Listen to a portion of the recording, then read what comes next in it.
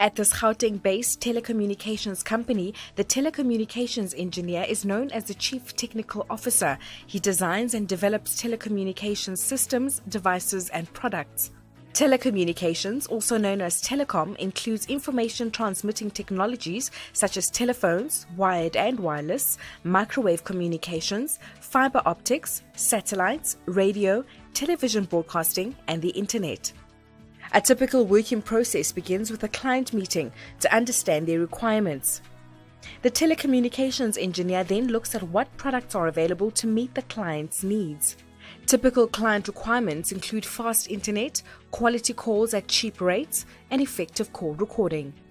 To design the best solution, he looks at the connection options, how to bring all the communications into the business.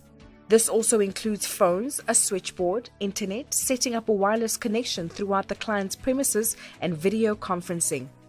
He works out the most effective way to connect the wide area network, or WAN, to the local area network, or LAN. In other words, what is the best way to connect the client's premises, the local area network, to the outside transmitters, the wide area network. This includes choosing options such as copper, fiber, or microwave. Microwave uses point-to-point transmission, for example from one microwave radio, which looks like a satellite dish, to another. He looks at what services the client needs, like voice services. The client may need a public broadcast exchange or PBX, which is like a switchboard. He'll match the best brand to the client's requirements. For example, how many incoming calls and outgoing calls does the client deal with on an average, or how many calls have to be recorded and stored. The next step is to present the client with a proposal including an outline of how the system will be designed and the costs. After the client approves the telecommunications system, the telecommunications engineer meets with his team and takes him through the solution he has designed. The team includes the suppliers who will do the actual physical installations of cables and components. The team gives feedback on whether all aspects of the solution are adequate and achievable.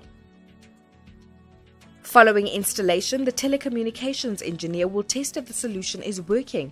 He will go through a checklist. For example, are the calls recording? Are they going through the switchboard? Is the internet working effectively? Among other tests.